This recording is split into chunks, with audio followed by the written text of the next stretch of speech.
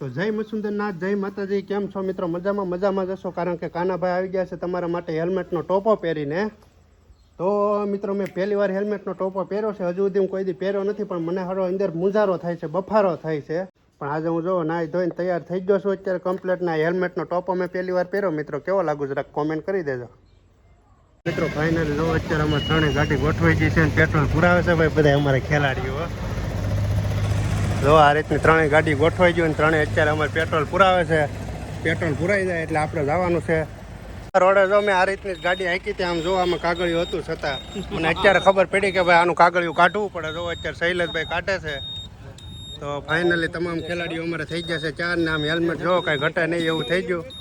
અત્યારે અમારા અશ્વિનભાઈ હાંકવાના છે ગાડી. ફાઇનલી મિત્રો આપણે હેલ્મેટ પહેરીને ચાર થઈ ગયા ને હાલો અશ્વિનભાઈ ગાડીની કીક મારો. ગાડીઓની કીક મારી દીધી ને ગાડીઓ થઈ ગઈ. હાલો હાલો અશ્વિનભાઈ થઈ ગયા બધા રેડી ને આ બે જો અમારે જે હવા પુરાવતા હતા. તો મિત્રો ફાઇનલી આપણે થઈ ગયા છે અત્યારે રેડી ને જો અત્યારે આપણે ગીરગઢડાથી ઉના હાઈવે પકડી લીધો છે ને ત્યાં ઊભા છે અમારે સંજયભાઈ.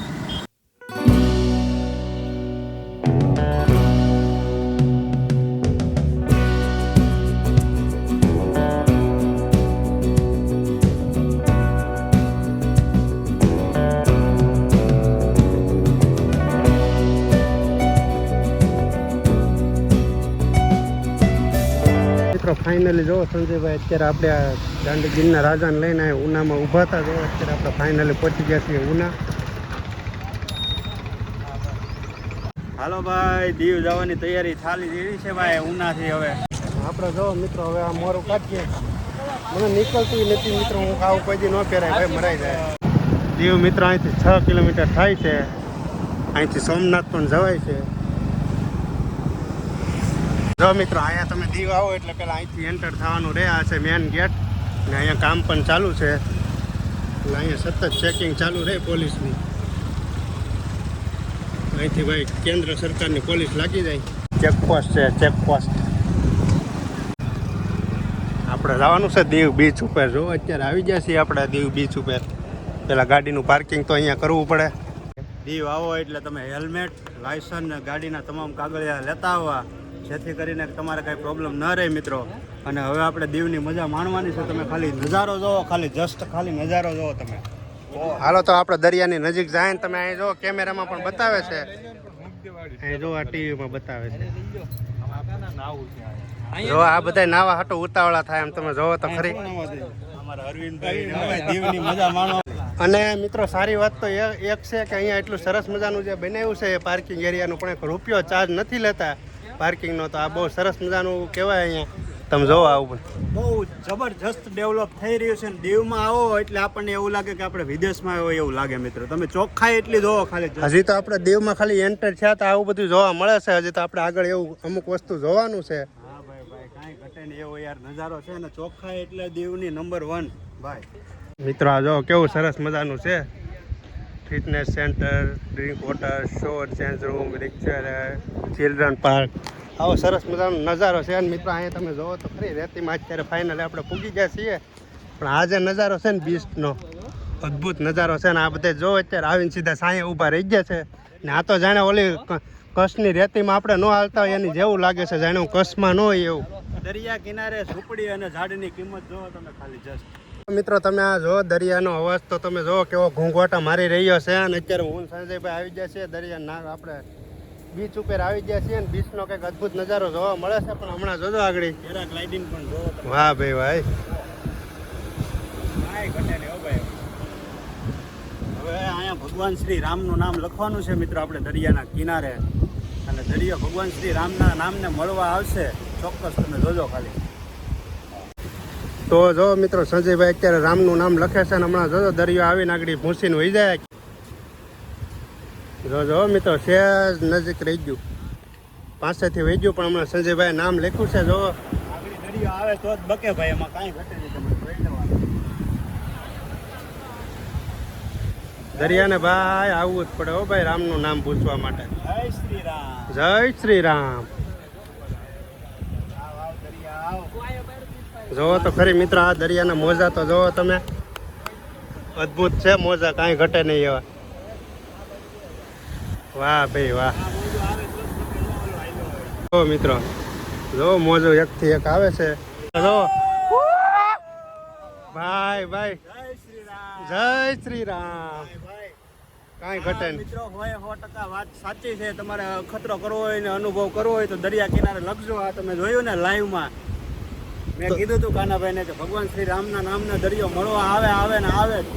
ભાઈ ભાઈ અદ્ભુત નજારો છે મિત્રો જો કાંઈ ઘટે નહીં એવો એક નંબર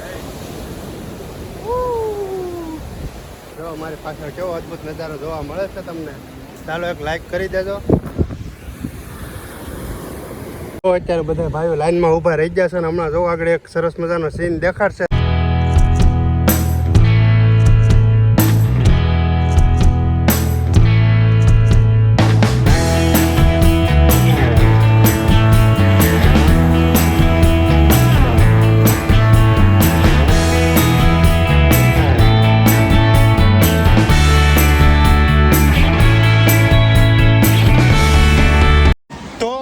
આપણે નાગવા બીચ ઉપર આવ્યા પણ અહીંયા આપણે એક યુટ્યુબરને મળવાનું છે જે ગૌરવ વાઘેલા કરીને નામ છે પણ હવે અહીંયા આગળ છે આપણે એને જઈને ગોતીએ પછી મળે પછી હું તમને એની સાથે મુલાકાત કરાવું. તો જો આ નાગવા બીચનો કંઈક અદ્ભુત નજારો છે. અમારા અશ્વિનભાઈ જો કંઈ ઘટે ને એમ જલસા કરી રહ્યા છે અત્યારે ને આપણે અત્યારે ફાઇનલી મળવાનું છે ગૌરવ વાઘેલાને. તો ગૌરવ વાઘેલા અહીંયા આગળ છે આપણે તો એમને મળીએ. આવું સરસ મજાનું છે મિત્રો અહીંયા તમે જોવો તો ખરી. ભાઈ ભાઈ બધા આવી રીતે કંઈક સારી રીતે બધા બોટિંગ કરી રહ્યા છે. ફાઇનલી મિત્રો આપણે આ જો ગૌરવભાઈને મળી લીધા છે. ભાઈ ભાઈ કેમ છે ભાઈ? સારું એકદમ મસ્ત. તમે કયો મજામાં? અરે જલસા તો કેવો ભાઈ કેમ છે? એકદમ મસ્ત. આ ભાઈને ભાઈ મળીને એટલી ખુશી થઈ છે અમને કે હું કેવું વાત મિત્રો બહુ મજા આવી ગઈ એમ આનંદ આવી ગયો એમ કારણ કે આ ભાઈને મળવા માટે અમે સુરતથી ધક્કો ખાધો છે. ભાઈ પોતે ગૌરવભાઈ છે આપણે અને ભાઈ મહેનત પણ એટલી કરે છે ને હિન્દી લેંગ્વેજમાં વ્લોગ બનાવે છે ને ટ્રાવેલિંગ એટલું મસ્ત કરે છે કે એક પણ પૈસા વગર ટ્રાવેલિંગ કરે છે મિત્રો. બહુ આપણા માટે બહુ ગર્વની વાત કહેવાય મિત્રો. Thank you so much. હા તમે અહીંયા આવ્યા તમને મળીને ખૂબ ખૂબ આનંદ થયો. કેમ છો બાકી મજામાં? એકદમ મજામાં ભાઈ. અરે એકદમ મસ્ત એકદમ મસ્ત. હા અમારા ગૌરવભાઈ એટલે ભાઈ ગાંધીગીરની શાન કહેવાય હો ભાઈ કાંઈ ઘટે નહીં હો. અને હિન્દી લેંગ્વેજમાં બહુ મસ્ત મજાના વ્લોગ બનાવે છે. ટ્રાવેલિંગ એક પણ રૂપિયા વગર કર્યા વગર ઉત્તર ભારત આખું દક્ષિણ ભારત બાકી છે. ના ચાલુ હા તો હા જલસા. તમે કયો મજામાં? સુરત ત્યાં આવ્યા નહીં ફરવા જેવા છે ને. તો મિત્રો જો આ કંઈક સરસ મજાનું મળે છે ભાઈ. શું છે આની કિંમત? નાનપણમાં ખાતા ભાઈ આપણે આ શું છે? 20 રૂપિયા. એક આપી દો ને વાંધો નહીં. તો મિત્રો આવું કંઈક સરસ મજાનું ખાવાનું છે જે અમે નાનપણમાં ખાતા અમે સંજયભાઈએ લીધું છે. નાગવા બીચ ઉપર મળે છે મિત્રો. તો કાંઈ ના કાંઈ આવું લેતા રહેજો મિત્રો તમે. ખાલી 20 રૂપિયા કિંમત છે આની. અને આને શું કહેવાય?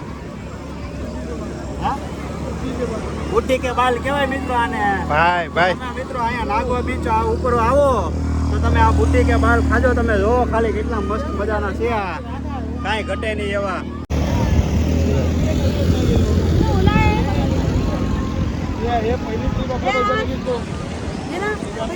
મોટા મૂકા ભેગું તો ઓગળી જાય.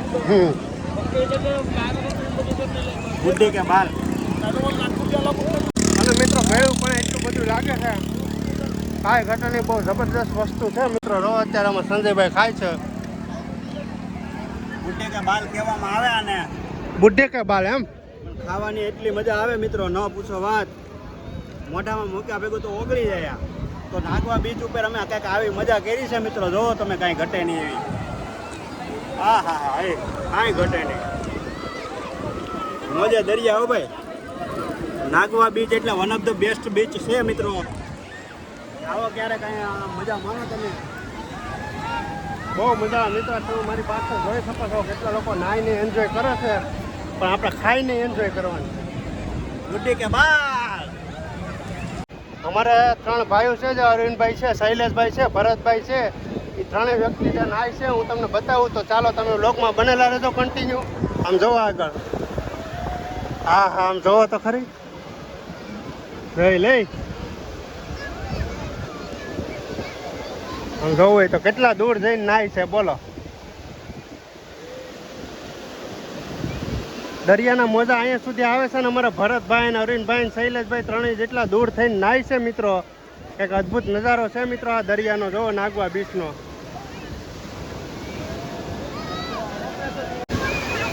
આ જોવો અમારે બે સેટ કેટલા દૂર જઈને નાય છે મિત્રો. તો ચાલો એમના તબિયત લાઈક કરી દેજો ને કોમેન્ટ કરી દેજો ને ચાલો તો હવે આપણે આગળ જઈને જોઈએ કે અહીંયા આગળ જઈને શું કરે છે બધાય. તો આવી રીતનો કંઈક અદ્ભુત નજારો છે ને એમાં ઉપર તમે છો સુરત દાદા ચમકી રહ્યા છે. વાહ બે વાહ. છે ને ભાઈ આ વેકરો તમારા હાટું હું લેતો આવું, કેમ કે આમાં ભૂંગળા છે ને તમારે શેકવા થાય, તેલની જરૂર નહીં પડે મિત્રો. આમાં તમારે છે ને ભૂંગળા શેકીને તમે ખાઈ શકો છો મિત્રો. જો આ પૈણો કહેવાય અને પૈણો તેલ વિના તળો. તેલ વગર છે ને ભાઈ ભૂંગળા તમે ખાઈ શકો આના તળે તળીને શેકીને. બરોબર ને કાકા? ક્યાંથી આવો એ કાકા, ક્યાંથી આવો? પ્રવચન વાળા બાબા જાતો. એવું છે કાકા મોજમાં આવી ગયા મિત્રો. દીવ કેસા લગા? પ્રવચન બાબા જય પ્રવચન. વાહ ભાઈ વાહ, જો કાકા મોજમાં આવી ગયા મિત્રો.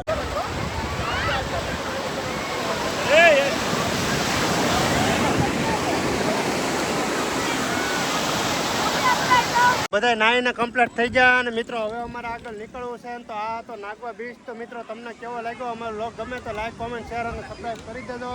તો ચાલો બધાને જય માતાજી. જય માતાજી. ગૌરવભાઈની ચેનલને સબસ્ક્રાઈબ કરી નાખજો મિત્રો. તો ચાલો મળીએ છે બીજા એક નવા વ્લોગમાં. તો ચાલો જય માતાજી. બાય બાય, આવજો.